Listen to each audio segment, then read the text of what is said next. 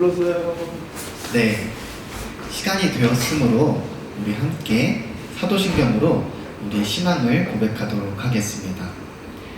전능하사 천지를 만드신 하나님 아버지를 내가 믿사오며 그 외아들 우리 주 예수 그리스도를 믿사오니 이는 성령으로 잉태하사 동정녀 마리에게 나시고 본디오 빌라도에게 고난을 받으사 십자가에 못 박혀 죽으시고 장사한 지 사흘 만에 죽은 자 가운데서 다시 살아나시며 하늘에 오르사 전능하신 하나님 우편에 앉아 계시다가 저리로서 산자와 죽은 자를 심판하러 오시리라.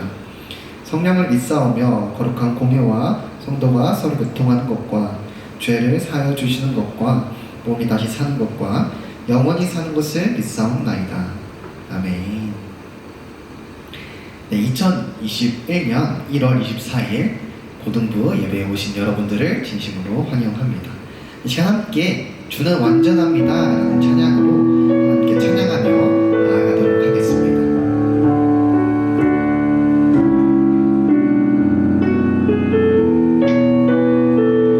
주여 우린 연약합니다. 주여 우린 연약합니다. 우린 오늘을 힘겨워합니다.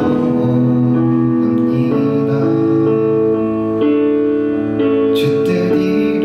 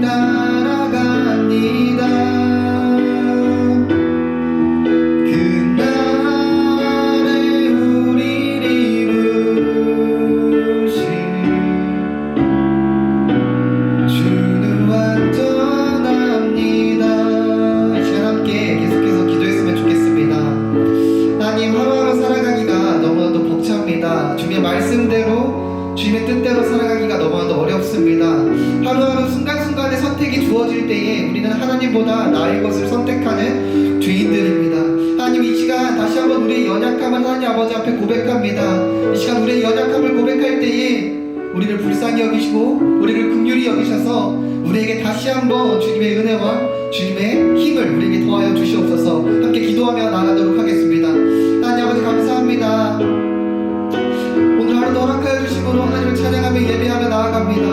하나님, 우리 한 주간의 삶을 돌아보면요, 너무나도 연약한 모습으로 살아왔습니다. 순간순간의 선택 가운데에서 하나님을 선택하지 못하고 나의 것, 나의 이웃, 나의 시간, 나의 재미를 위해서 살아왔습니다. 하나님, 이 시간 다시 한번 우리의 연약한 모습들을 하나님 앞에 고백합니다. 우리들을 불쌍히 여겨주시옵소서. 하나님의 뜻대로 살고 싶은데, 하나님의 말씀대로 살고 싶은데 그렇게 살아가지 못하고 자꾸만 넘어지고 자꾸만 실수하는 우리들의 모습을 주님께서 불쌍히 여겨주시고 긍휼히 여겨주시고, 이 시간 다시 한번 하나님 앞에 바로 서길 원하오니 우리 마음 가운데 함께해 주시고 붙잡아 주시고, 오늘 하루 이 예배 시간 가운데 주님께서 허락하시는 은혜로 말미암아 다시 한번 힘을 얻고, 주님께서 허락해 주시는 힘으로 말미암아 다시 한번 한 주간 하나님의 말씀대로 주님께서 원하시는 대로 살아갈 수 있는 우리 모든 무대를 수 있도록 주 함께해 주시고 도와주시옵소서. 가운데 함께해 주시고 도와주시옵소서. 감사합니다. 예수님 이름으로 기도합니다. 아멘. 우리를 위해서 이봉종 선생님께서 기도하여 주시겠습니다.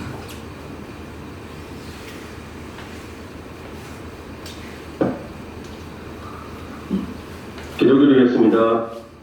사랑이 풍성하신 하나님 아버지 감사합니다. 코로나로 인해 예전처럼 마음껏 예배하지 못하지만 이러한 상황 속에서도 매주 예배할 수 있는 은혜 주심을 감사합니다. 사랑의 하나님 아버지, 저희들이 이웃에게 빛과 소금의 역할을 하며 세상 속에서 그리스도의 사랑을 실천하여 하나님의 사랑과 향기를 품어내는 그러한 하나님의 자녀가 되게 하시옵고, 무늬만 아닌 진정한 그리스도인이 될 수 있도록 은혜 내려 주시옵소서. 겨울 수련회가 얼마 남지 않았습니다. 비록 예전처럼 모여서 예배를 드릴 수 없는 상황이지만 늘 저희와 함께 하시는 하나님 아버지, 이 수련회가 많은 고등부 친구들이 참여하여 성령 충만, 은혜 충만한 시간이 될 수 있도록 도와주시옵소서. 소중한 예배 시간입니다. 온라인으로 드려지는 예배이지만 가장 귀하고 소중한 예배를 온 마음과 정성을 다하여 드려지는 예배로 인도하여 주시옵소서. 말씀을 전하시는 전도사님께 강한 능력의 힘을 주시고 날마다 새 힘과 하늘의 지혜가 넘치게 하시옵고, 전도사님을 통해 귀한 하나님의 말씀이 우리를 변화시키는 말씀이 되게 하시옵소서. 우리 고등부 친구들을 위해 열심히 준비하고 기도하는 선생님들을 기억하시고 꼭 있어야 할 것과 필요한 것, 기도의 제목들이 하나하나 이루어 주시옵소서. 이 모든 말씀 우리를 구원해 주신 주 예수 그리스도의 이름으로 기도드렸습니다. 아멘. 아멘.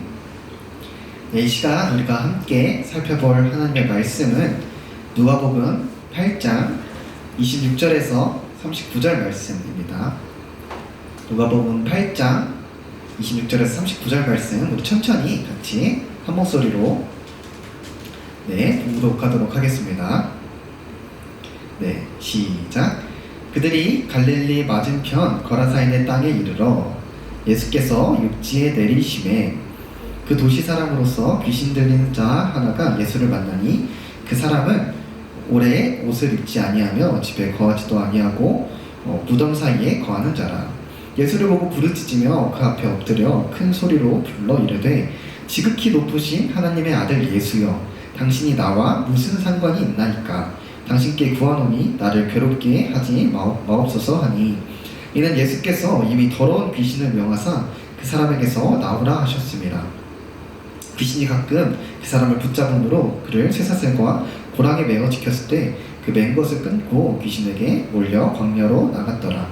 예수께서 내 이름이 무엇이냐 물으신즉 이르되 군대라 하니, 이는 많은 귀신이 들렸습니다. 무적행으로 들어가라 하지 마시기를 간구하더니 마침 그곳에 많은 돼지떼가 산에서 먹고 있는지라.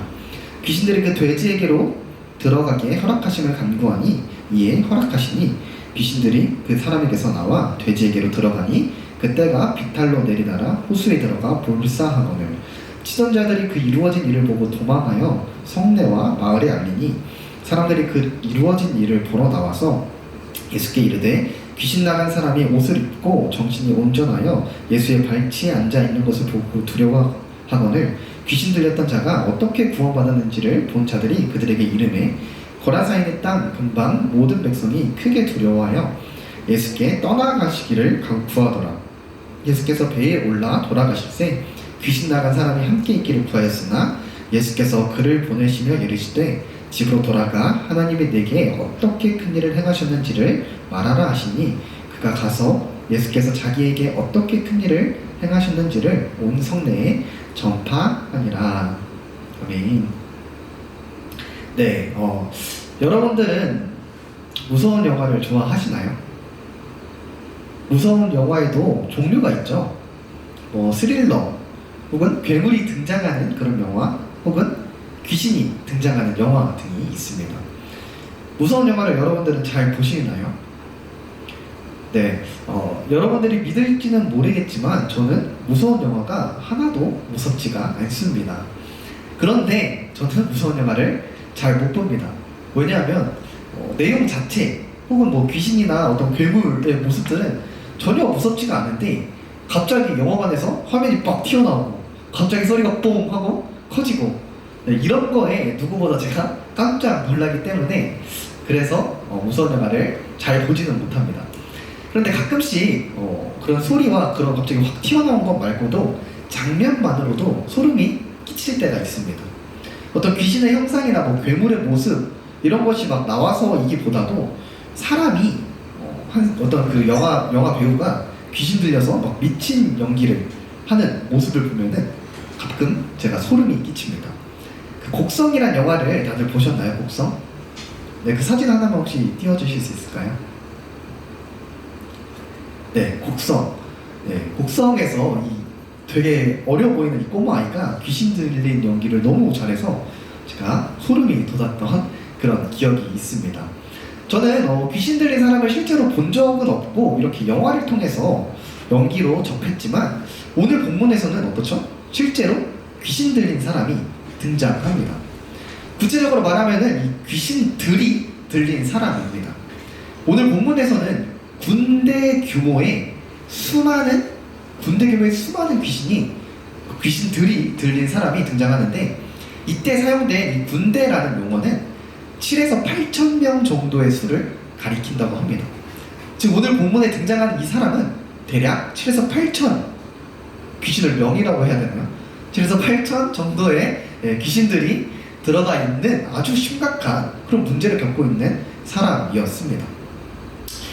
여러분 사람의 귀신이 들어가면은 그 사람은 어떻게 될까요? 7에서 8천 명 정도의 귀신이 한 사람의 몸에 들어가면은 그 사람은 어떤 모습으로 살아갈까요? 네, 저 역시도 귀신 들린 사람을 실제로 본 적이 없기 때문에 어떤 모습일지 정확히 알지 못합니다. 하지만 오늘 본문과 동일한 내용을 다루고 있는 마가복음 5장을 보면은 이 귀신 들린 사람이 어떤 모습으로 살고 있었는지 알 수 있습니다. 네, 함께 마가복음 5장 3절에서 5절 말씀 함께 읽어보도록 하겠습니다. 시작. 그 사람은 무덤 사이에 거처하는데 이제는 아무도 쇠사슬로도 멜 수 없게 되었으니 집으로 돌아가 하나님이 네게 어떻게 큰 일을 행하셨는지를 말하라 하시니 그가 가서 예수께서 잠시만요. 잘못 나왔네요. 네, 제가 읽어드릴게요. 마가복음 5장 3절에서 5절 말씀을 제가 읽어드리겠습니다. 이는 여러 번 고랑과 쇠사슬을 메었어도 쇠사슬을 끊고 고랑을 깨뜨렸음이로라. 그리하여 아무도 그를 제어할 힘이 없는지라. 밤낮 무덤 사이에서나 산에서나 늘 소리를 지르며 돌로 자기의 몸을 해치고 있었더라. 아멘.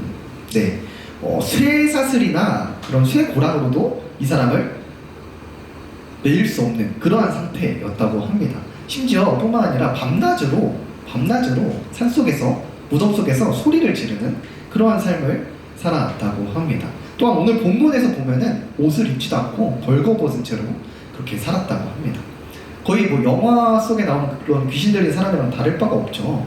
쇠사슬로도 제어하지 못하고 무덤에서 살며 밤낮으로 소리 지르고 또 자기 몸을 해하는 그런 삶을 그 사람은 살고 있었습니다. 여러분, 이거는 영화 같지만 영화가 아니라 실제 있었던 일입니다. 한번 상상해 보시기 원합니다. 정말 소름 끼치기도 하지만 정말로 안타까운 그러한 삶을 이 사람은 살고 있었죠. 그 사람의 몸에 들어간 그 귀신들, 군대의 귀신들은 그 사람의 주도권을 빼앗아서 정상적인 삶을 불가하게 만들고 일상생활과의 단절을 안겨주며 정말 차라리 죽는 게 더 나은 것 같은 그런 삶을 그 귀신들은 살아가게 했습니다. 결국 마을 공동체로부터 이 사람을 나오게 하여서 어디로 이 사람을 끌고 갔죠? 죽음을 상징하는 무덤으로 이끌어서 아주 비참한 그런 삶을 살아가게 했습니다. 하나님의 형상을 입은 사람으로서 사람답게 살지 못하게 하고 마치 산속에서 울부짖으며 살아가는 짐승과 같이 이 한 사람의 존재를 떨어뜨려 버렸죠. 이게 바로 귀신, 사탄이 하는 일들입니다. 하나님의 형상을 깨뜨리고 그 사람의 인생을 무너뜨리는 것, 우리는 이러면 안 되겠죠. 이건 귀신들이 하는 일들입니다. 하나님의 형상으로 창조된 우리 다른 사람의 인격을 우리가 무시하거나 또한 다른 사람의 인생을 무너뜨리는 일은 절대 우리가 하면 안 되는 것입니다. 따라서 악플 같은 거 달지 말고 또 우리 남학생들 게임하면서 상대방에게 욕하지 마세요. 네. 다시 본론으로 돌아가서 이 귀신들은 더 나아가서 이 사람뿐만 아니라 마을 사람들 역시도 힘들게 하였습니다. 힘든 일상을 보내게 했습니다. 밤낮으로 무덤에서 들리는 그 비명을 들을 때마다 마을 사람들의 마음이 어땠을까요? 네, 힘들었겠죠. 불편했겠죠. 마음에 부담이 있었겠죠. 그리고 또 그렇게 귀신에 지배된 그 사람의 모습은 몇몇 사람들로 하여금 그 사람을 마을의 수치로 여기게 하였을 것입니다. 그리고 그런 모습들로 인해서 심신이 지칠 대로 지친 그 마을 사람들로 하여금 그 귀신 들린 사람이 자기들과 함께 살지 않고 무덤에 가서 살고 있는 것을 어쩌면 오히려 다행으로 여기게 하여서 공동체의 분열까지도 가지고 왔을 것입니다. 그렇게 일상으로부터 분리되고 또한 공동체로부터 분리되어 죽은 것과 다름없이 살고 있던 그 군대 귀신 들린 사람에게 오늘 본문에서 예수님께서 찾아오십니다. 이 사람이 있던 지역은 이 거라사 땅이라고 하는데요. 이 거라사 땅은 갈릴리 건너편에 있었습니다. 예수님께서는 원래 여기 오시기 전에 갈릴리에 계시다가 제자들에게 건너편으로 가자 하시고 갈릴리 호수를 지나서 이 거라사 땅으로 오신 것입니다. 그리고 이 사람을 만나고 나서 예수님께서 곧바로 다시 원래 계셨던 곳으로 돌아가십니다. 먼 길을 와서 이 한 사람을 만나고 그리고 나서 다시 그 먼 길을 돌아가십니다. 이것을 보아 예수님께서 이 거라사 땅으로 오신 이유가 바로 이 귀신 들린 사람을 만나기 위함임을 우리는 알 수 있습니다. 심지어 예수님께서 배를 타고 여기까지 오시는 중에 그 호수에서 큰 광풍이 일어났습니다.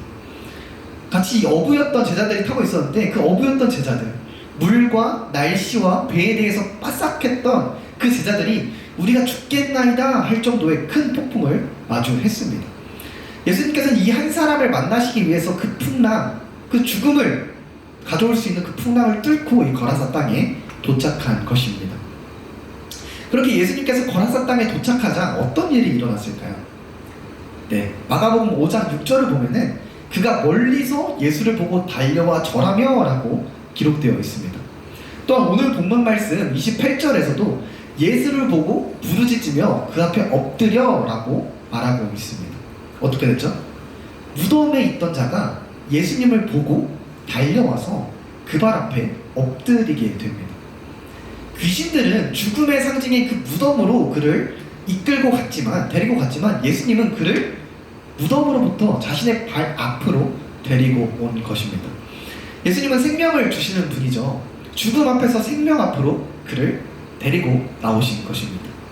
그렇다면 이 생명이신 예수님 앞에서 그 죽음의 권세가 왕노릇할 수 있을까요? 예수님 앞에서 그 귀신들이 이 사람한테서 왕노릇할 수 있을까요? 네, 당연히 못하겠죠. 이를 귀신들도 알고 있었습니다. 그래서 예수님께서 귀신들에게 그 사람에게서 나가라 하자 귀신들이 뭐라고 했을까요? 예수님한테? 네, 지극히 높으신 하나님의 아들 예수님, 당신이 나와 무슨 상관이 있습니까? 부탁하오니 제발 나를 괴롭게 하지 마세요. 예수님의 권위를 인정하고 이 귀신들이 예수님께 빌기 시작합니다. 이어서 그 귀신들은 예수님께 이렇게 부탁합니다. 무저갱으로 우리를 들어가게 하지 마세요. 무저갱은 지옥이라고 볼 수 있습니다. 대신에 귀신들은 이렇게 예수님께 간구합니다. 대신에 저 보이는 돼지떼에게 우리가 들어가게 해주세요. 예수님께서는 이 귀신의 간구를 허락하시고 그 사람은 귀신들로부터 드디어 자유로워집니다.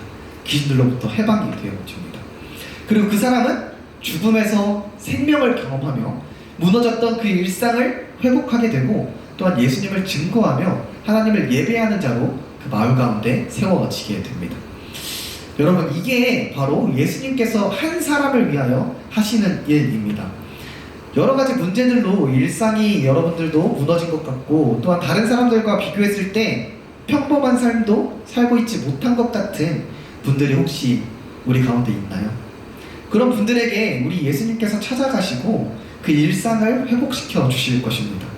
더 나아가서 예수님께서는 거라사인 한 사람을 위해 풍랑을 뚫었듯이 이 풍랑과 같은 십자가를 각오하시고 여러분 한 분 한 분을 위해서 그 십자가에 어떻게 하셨죠? 죽으셨습니다. 그래서 죄로 인해 무너진 하나님의 형상을 그 귀신들, 그 죄가 무너뜨렸던 그 하나님의 형상을 다시 회복시키시고 여러분들의 무너져 있던 정말 우리가 원래 살아가야 할 그 일상, 진짜 우리가 살았어야 하는 그 일상, 어떤 일상이죠? 바로 예배하는 삶, 예배하는 일상을 다시 한번 살게 하시는 것이 바로 예수님이십니다. 예수님을 통하여서 우리의 무너져 있던 이 일상이 회복되고 더 나아가 원래 우리가 살았어야 하는 그 예배의 일상도 회복되는 저와 여러분이 되길 진심으로 소원합니다. 다시 본문 내용으로 돌아와서 그렇다면 왜 귀신들은 돼지떼로 들어가게 해달라고 했을까요?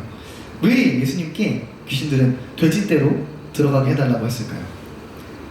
네, 돼지떼로 들어가자 귀신들이 돼지떼로 들어가자 돼지들이 어떻게 됐죠? 호수에 빠져서 몰사했다고 오늘 본문에 나오고 있습니다. 아니 왜 귀신들은 기껏 돼지떼로 들어가게 해달라 해놓고 부탁해놓고 물에 빠져서 돼지들로 하여금 죽게 했을까요? 네, 귀신들이 이렇게 한 이유는 그 이후 내용을 보면 알 수 있습니다.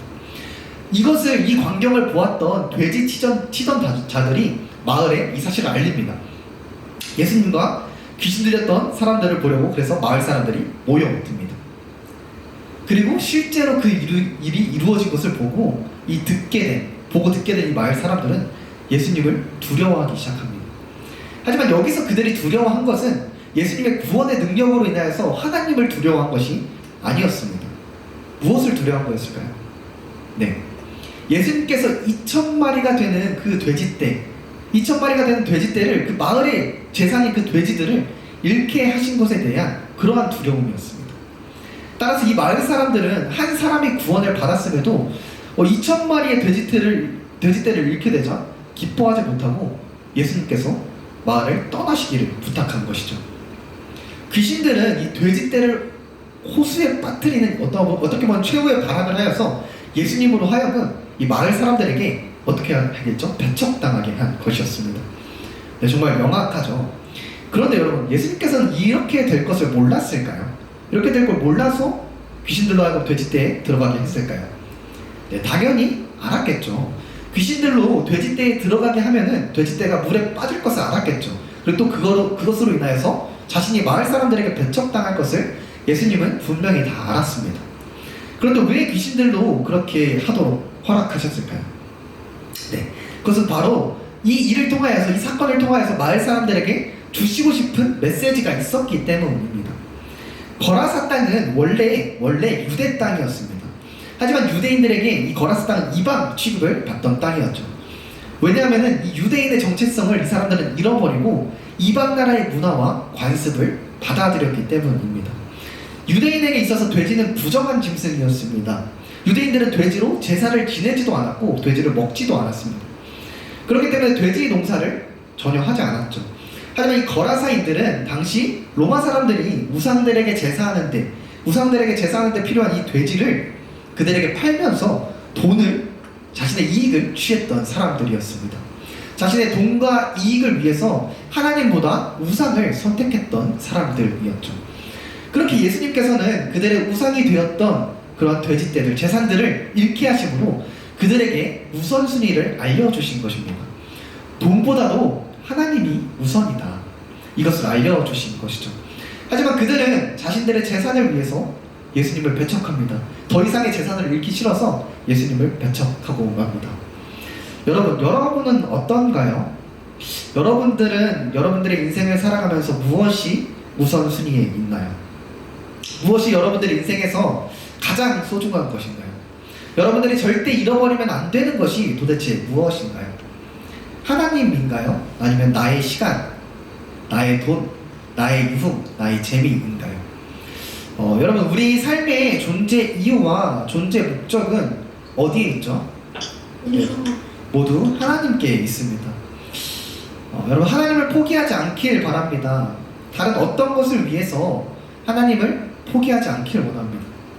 언제 어떤 상황에서도 하나님을 가장 우선순위에 두고 살아갈 수 있는 저와 여러분이 되길 진심으로 소원합니다. 그런데 여러분, 예수님께서는 이 사건으로 한 가지 더 우선순위를 정해주십니다. 말씀해주십니다. 바로 한 사람이 돼지 2,000마리보다 더 귀하다는 그러한 것입니다. 어쩌면 사람이 돼지보다 귀한 것은 당연하죠. 하지만 이 돼지들은 아까 뭐라 했죠? 당시 거라사인들의 재산이라고 했죠. 여러분, 돼지 2,000마리는 얼마 정도 할까요? 네, 제가 가장 생생한 그런 정보를 위해서 오늘 아침에 찾아보고 왔습니다. 돼지 한 마리 가격이 한 110kg 정도 되는 돼지 한 마리 가격이 40만 원 정도 됩니다. 그럼 돼지 2,000마리면은 자그마치 지금 돈으로 8억입니다. 8억. 네, 절대 적은 돈이 아니죠. 저희가 여러분들은 벌 수 있겠죠. 저는 평생 일해서 벌까 말까 그런 돈입니다. 벌까 말까 진짜 말도 안 되는 금액이죠. 지금도 큰 돈인데 당시에 돼지 2,000마리의 그 실질적인 값은 엄청 낮겠죠. 예수님께서 한 사람을 고쳐주시고 마을 재산의 8억을 잃게 하신 것과 다름이 없습니다. 이렇게 금액으로 우리가 환산해 보니까 이 마을 사람들의 반응이 이해가 안 되는 것은 아닙니다. 한 사람을 다시 얻었지만 하루아침에 8억이라는 재산을 잃게 된 것이기에 예수님을 마을에서 나가게 한 것이 어쩌면 우리가 이해가 됩니다.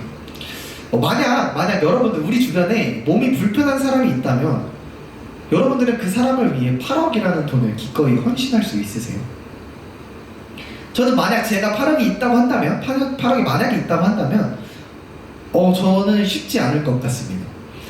정말 제 직계 가족이 아니라 정말 이웃 공동체 중에 한 사람을 위해서 거기 8억을 쓰기에는 정말 어려울 것 같습니다. 그런데 예수님께서는 너의 그 8억보다 너의 주변에 있는 한 사람이 더 귀하다라고 오늘 마을 사람들에게 이 사건을 통해 말해주고 있습니다. 그리고 또한 오늘 본문을 통해 우리에게도 말씀하고 계신 것입니다. 네가 가장 소중하게 생각하는 것이 무엇이냐? 그것보다도 네가 가장 소중하게 여기는 그것보다도 너 옆에 있는 한 사람이 하나님 앞에서 더 귀하다, 이렇게 말씀하고 계신 것입니다. 여러분, 앞서 말했듯이 우리의 우선순위가 우리의 어떤 것보다도 하나님이 되어야 합니다. 하지만 또한 하나님을 믿는 사람이라면 우리가 소중히 여기는 그 어떤 것보다도 한 사람, 우리 주변의 한 영혼이 우리에게 가장 우선이 되어야 합니다. 물론 우리에게 하나님께서 한 사람을 위해서 8억을 포기하라 라고 하는 이런 극단적인 선택을 우리에게 강요하지 않을 거라고 저는 믿습니다. 하지만 여러분, 우리를 위해서, 나 한 사람을 위해서 자신의 목숨까지도 아끼지 않으신 그 예수님처럼 나 자신보다도 이 다른 한 사람을 위해서 살아갈 수 있는 저와 여러분이 되길 진심으로 소원합니다. 말씀을 정리하겠습니다. 예수님께서는 풍랑과 같은 그 십자가를 지심으로 우리의 깨어진 하나님의 형상을 회복시켜 주셨고, 또한 무너진 일상을 회복시켜 주시고, 또 예배의 삶을 회복시켜 주셨습니다. 따라서 우리는 예수님의 죽으심을 통해 살아난 자들로서, 예수님의 죽으심을 통해 회복된 자들로서 우리의 어떤 것보다도 하나님이, 또한 우리의 어떤 것보다도 다른 한 사람이 우선이 되어야 합니다.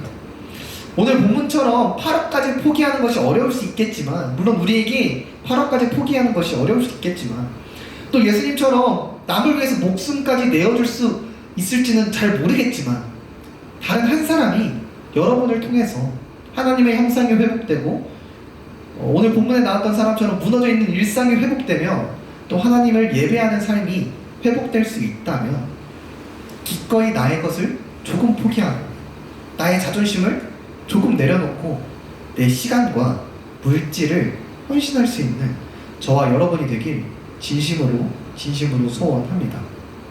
주변에 혹시 평범한 일상을 누리지 못해서 힘들어하는 친구들이 있다면, 예배의 일상을 누리지 못하고 안타깝게 살아가는 친구들이 있다면 먼저 관심을 갖고 다가가세요.